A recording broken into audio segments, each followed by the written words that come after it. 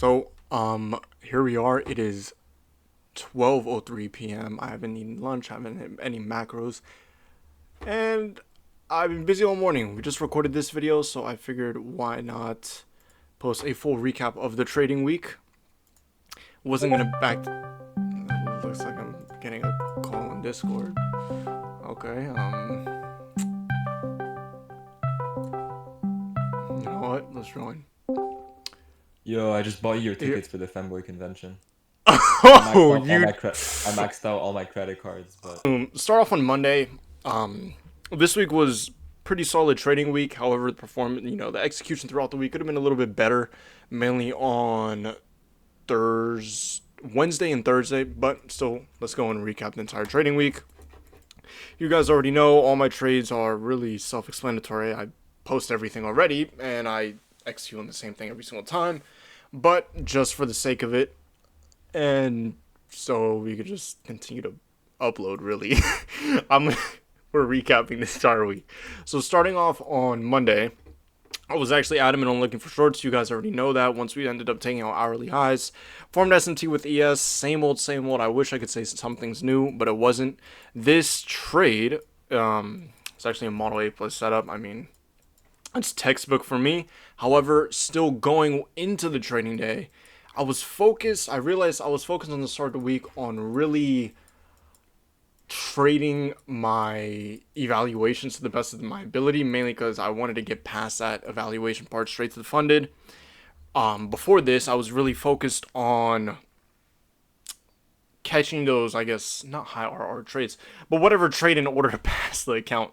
And I realized that caused lack of clarity within my trading. It caused me to not properly trade how I know I should be trading. And I decided to, just forget about it and focus on trading. Yeah, it's kind of awkward with Jude in this call, just silent. But anywho, ended up I haven't SM said a word. I'm letting you do your big recap. I'm just watching. ended up forming SMT at the hourly highs. Took out internal. You guys know for those who don't know, this was before news data release. I'm pretty sure we had ISM. I mentioned how I typically don't execute before news data release, but now that,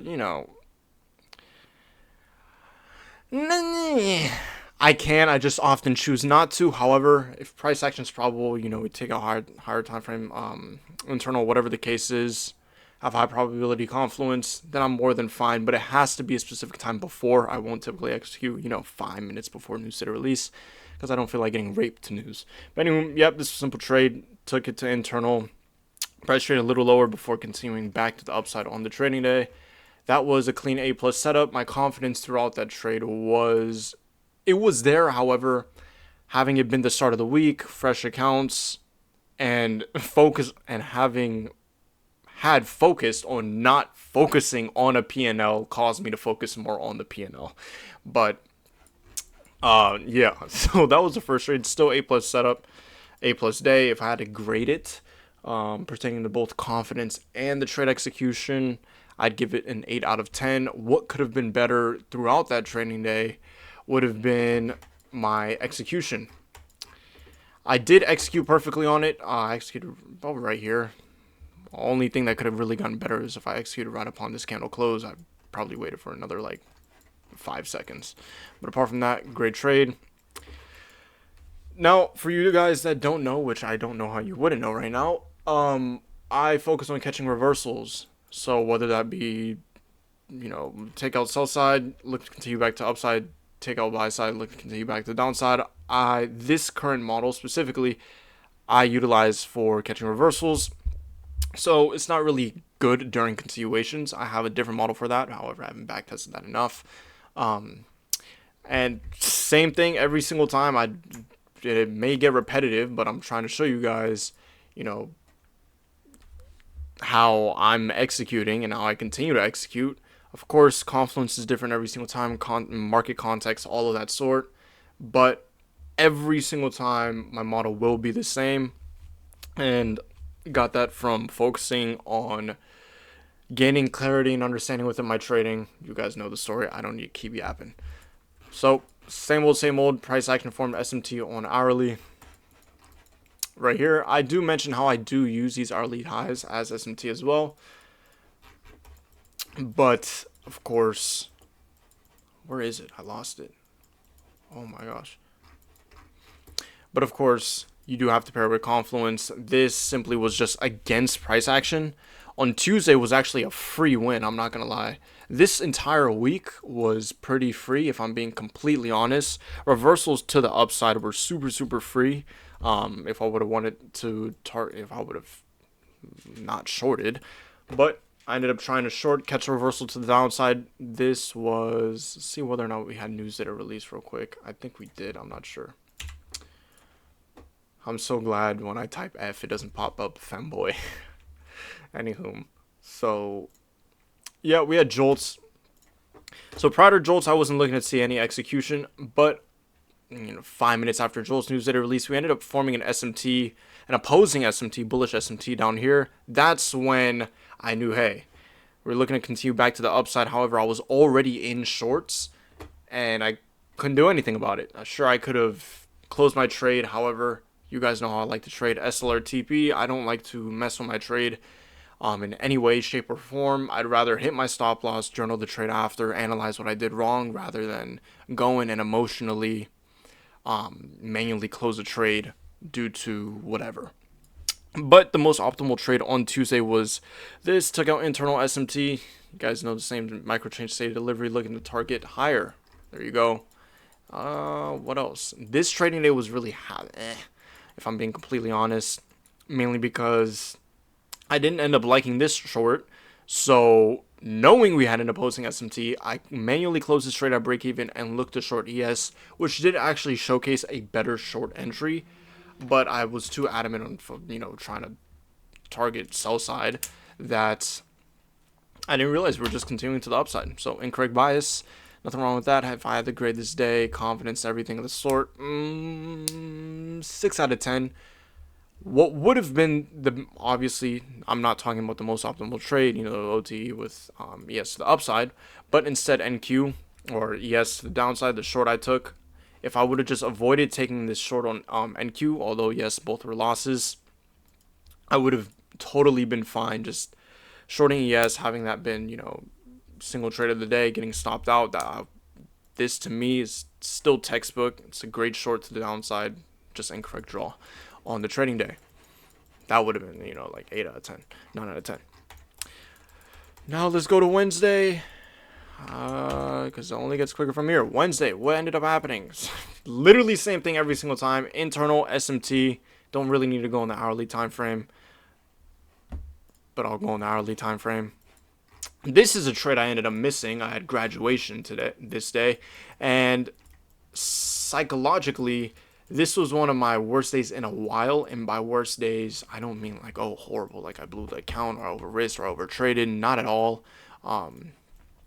I just simply missed the trade. That was it.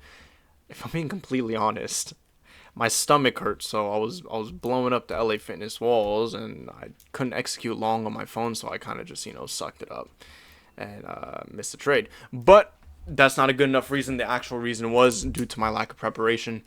So what ended up happening? We took out what did we end up doing? We took out external down here. I was looking to continue back to the downside. Once we took out internal, I was actually expecting us to continue to the downside. Price action ended up forming an SMT, like always. And micro change state delivery back to the upside. Look to target these high days. And we eventually did hit it. It did take a few hours. But that was a trade I ended up missing. This was free bread. I can't lie. This week was free bread. And yeah, so ended up missing that. Everything, all the analysis throughout the trading day was A+, 10 out of 10 to be honest. It was just me missing the trade execution that caused that psychological, thing. He was like, bro. It was mainly one of those things where it's like, did you seriously just miss that trade? Due to your lack of preparation? I was like, yeah. So I just had to bite the bullet. It happens sometimes, but all I could continue to do, focus from here is preparation, being prepared before the trade. Now you may ask, so, how do you be prepared before the trade? To me, it's literally just having, my contracts ready. That's it. I ended up trying to open the trading panel too late, and by then, 5 seconds after, huge displacement to the upside, price action continued to the upside. Didn't want to get a wonky entry toward the draw on liquidity. That's what I chose to do. But if I could have, I still could have longed. Anyway, so that trading day was 10 out of 10 technicals wise, and like psychological execution wise, like 6 out of 10. I kind of just beat myself up about missing certain trades. But this really was the worst day of the week. Thursday. Thursday was the worst day of the week. And now you may be like, well, Lonnie, why? Let's go into it. We took 3 trades, and it was outrageous. So market open, we're actually looking along toward data highs. You can see right here, we ended up forming SMT with ES and micro time frames. Same thing, micro change state delivery to the upside was looking to target. I already showed you both internal right here and data high got stopped out. As price action continued to the downside, we ended up taking out these lows here, these 830 lows, formed an SMT. Or was it? Yeah, formed an SMT here. My head hurts. I've been recording for so long. And that's when I was looking to long to the upside. Now, why didn't I end up executing upon this trade? I forgot. I probably need to watch my own video again if I'm being completely honest. But whatever the case is, I didn't end up executing upon this trade again. Because you were blowing up the toilet at Chipotle. Was I? I may have been. Yeah, was it 2 days? You messaged me and you were dying. And I'm like, what's wrong? Oh, wait. That And may you sent me a picture. Yeah, because it happened both. It happened both. Oh, yeah. No, it did. Yeah, exactly. Thank you for reminding me. Yes. You're So, welcome. okay. So, after the night of my graduation, we went to go eat dinner. It was, I don't know what it was, but I was dying on the toilet. It was bad. Same morning, same incident. Literally repeat of Wednesday. So, all my losses today or this week was because of the toilet. I'm not going to lie. So, anywho. This first loss was fine. I was still looking to target those data highs. Like always, I was adamant on those highs. Adamant, whatever grammar you want to use. But once we formed that micro change state delivery back to the upside, I was Actually, like, it's vocabulary. okay. Anywho, so I was looking to target those highs, price action, and now I did end up executing long here. I'm not just being a sissy, marking it out on my chart saying, oh, I executed, and then actually execute. I actually executed long here. If you guys go check the video, or you guys probably already watched it. Nobody's watching this video. But ended up closing it. Why did I close it? Because that execution was FOMO. Sure, if I was actually on the chart, focusing like I should have, I would have executed normally, right, and been within this trade. However, due to missing it for 1 to 2 candles, I got FOMO and I looked to execute in. And once I realized that, I was like, you know what? Hey, sure. Even if this is a win or even if this is a loss, I don't want FOMO to be the reasoning behind this trade. I have the technicals down, but it was the psychological aspect that really affected me. That I was like, hey, I don't want to build a negative habitual habits of FOMOing into trades regardless of whether it's my model or not. So I did the only thing I should have done and closed the trade. Now up to this point, I was mentally telling myself, hey, it's probably time to get off the chart now. Psychologically, I wasn't really there. I was more traumatized on the fact that I FOMO'd into a trade. Holy sissy. Most people just FOMO into every trade. They don't feel nothing. I guess I'm just build different. I don't know. But that's when I ended up switching my bias and looking to go short. This was lower probability SMT, literally against trend after we took out internal as well. And I knew that, ended up getting stopped out. Yeah, blimey. But there you go. This was the worst trading day of the week. If I'm being strict on myself, which I oftentimes am, I'd really rate this like a 2 out of 10 trading day. The bias and the technicals were solid, apart from the second trade. The original longs, however, it was mainly the execution. If I had to address one specific thing this week, it was definitely executions. Executions could have been better all around. So next week, I'm just not going to eat for an entire week, so I don't end up blowing up the toilet in the morning, and I don't have to suffer, and I could catch every single trade. Yippee. Now, finally, Friday short to the downside. A lot of people got caught in this chop right here, or whatnot, called it low probability, whatever. I don't know how many times I'm gonna have to say it, but it's literally the same thing. Higher time frame SMT, scale down in time frame. Holy macaroons. Where's price action? Oh, there it is. Didn't end up executing on NQ. Why? Because we didn't end up taking out any internal highs. On, yes, we took out both external and we had, I don't know what, like dominant or subdominant SMT.